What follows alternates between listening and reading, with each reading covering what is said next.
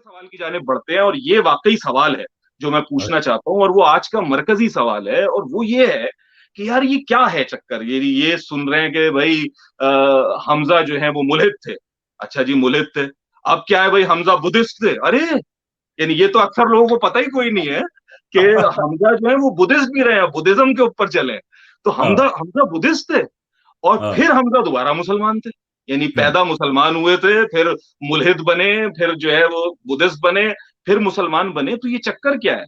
यानी ये रंग क्यों बदल रहे ये रंग, हैं? यार ये एक तरह की ब्लेसिंग भी है और कर्स भी है। ब्लेसिंग इस तरह है कि बचपन से ही जहन में था कि वो लंबी बात है कि क्यों था जहन में, लेकिन ये जहन में था कि मैं जिंदा हूं और एक दिन मर तो जाना है। बहरहाल हर जगह मौत देखी। वालिद साहब भी काफी, मैं मतलब छोटा तो नहीं था, लेकिन अर्ली ट्वेंटीज वालिद साहब भी फौत हुए। तो मौत को देख के एक जहन में आता है कि मैं जो एक दफा जिंदा हूँ, मैं उसके बाद मैंने मर जाना है। तो ये क्या है, ये जिंदगी, मैं कौन हूं, मैं क्या हूं, ये क्या हो रहा है। वो हम्म, प्रोसेस को आप जितना सीरियसली लेते जाएंगे, यानी आपने अपनी जिंदगी और मौत के सवाल को जितना सीरियसली लिया, वही चीज आपको हक तक पहुंचाएगी कि दयानतदारी से आप इस सवाल को बड़े सीरियसली तो लें। इसको अपनी जिंदगी की प्रायोरिटी बनाएं, तरजीह बनाएं इस सवाल को कि मैंने मरना है तो ये क्या है सब कुछ। किसी भी हम्म, तरीके से, लेकिन सीरियसली लें इसको। तो एक ब्लेसिंग ये है कि ये रवैया, ये सोच अल्टीमेटली आपको एक ऐसी जगह पहुंचा देती है जहां पे आप सेटिस्फाइड होते हैं, अगर मुखलिस हों, अगर दयानतदार हों। लेकिन हम्म, उसकी डाउन साइड ये है, उसकी क्या कहते हैं, कर्स ये है कि फिर आप ख्वार बड़े होते हैं जिंदगी में। मैं इतना ख्वार था कि I am at a place where I am at piece.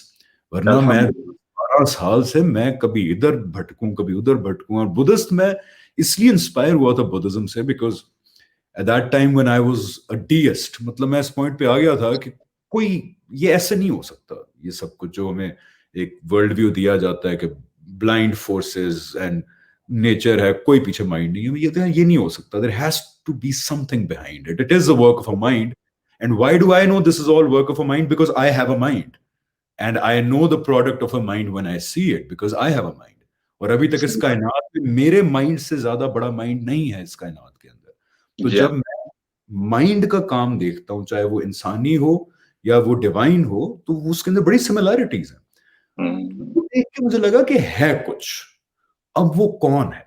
या हम्म, तो इम्पर्सनल फोर्स है, जैसे गॉड ऑफ स्पिनोजा है, या हम्म, कुछ कहते हैं कि जी इम्पर्सनल बस एक फोर्स है जो क्रिएट करती जा रही है और हम्म, हमारे बारे में नहीं सोचती, वो उसको परवाह नहीं है।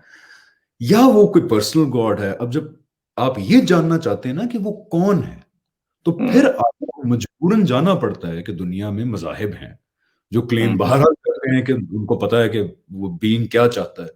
सही उनमें बात। जो आप देखते हैं, तो बैक इन मिड 2000s या 2010 से पहले 8-7 में इस्लाम, लेट्स फेस इट, आप गूगल करते थे आपका दिल हिल जाता था जरा इस्लाम देख के।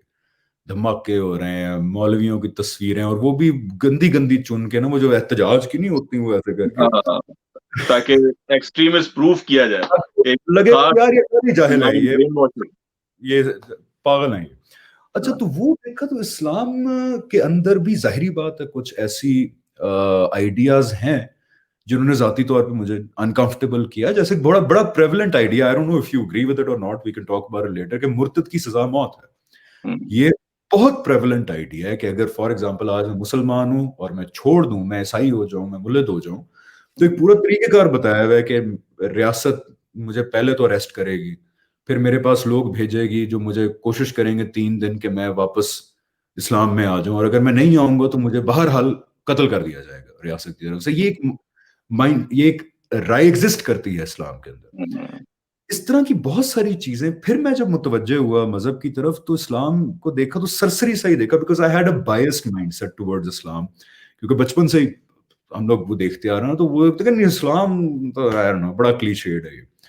सो वो बायस्ड माइंड इतना ज्यादा था कि इस्लाम को मैंने फिर देखा, नेगेटिव चीजें आई सामने, मैंने कहा नहीं यार, ये कोई माहौल नहीं बन रहा। Buddhism actually something which really, अगर देखा जाए तो वो बड़ा फितरत के करीब है इस्लाम के बाद। जो अब इस्लाम है, जो मुझे पता है कि अब ठीक है, उसके बाद अगर कोई देखूं ना, पीस की बात है। Jainism and Buddhism combined, it talks about piece, it talks about being in harmony with nature, it talks about कि अपनी दुनिया की इंडल्जेंसेस को कम करें ताकि आपके अंदर कार्मा का, इस तरह की बहुत सारी चीजें हैं जो आपको सेमिंगली लगती हैं जो बड़ी अच्छी हैं। और अगर सारी दुनिया ये अपना ले तो छा जाएगी वो दुनिया, तो मतलब इंसानियत बड़ी जबरदस्त हो जाएगी।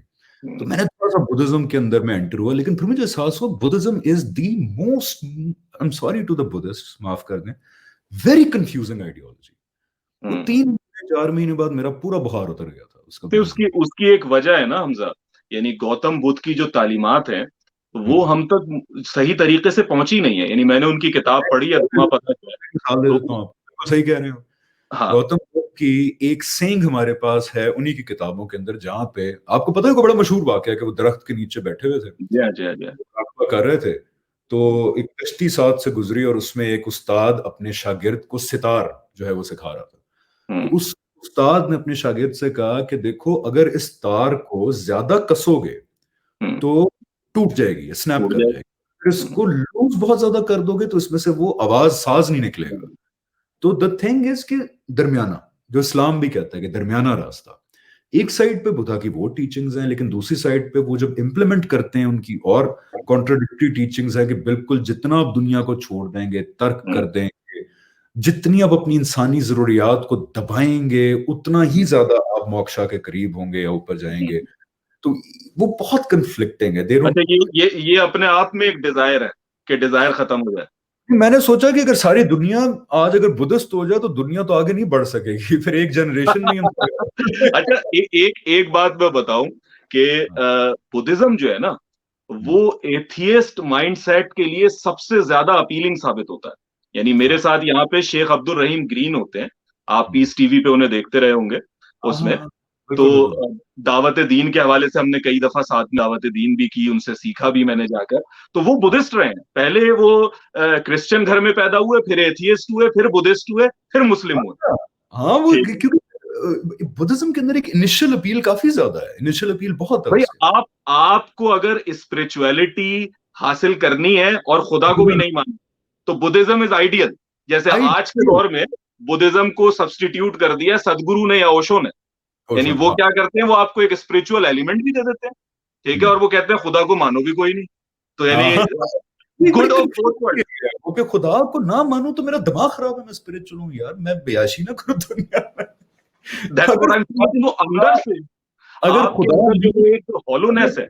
नहीं है तो the most stupid thing to do is कि मैं स्पिरिचुअल हो जाऊं और मैं संत बन जाऊं। तो क्यों संत बन जाऊं यार, अगर खुदा नहीं है तो?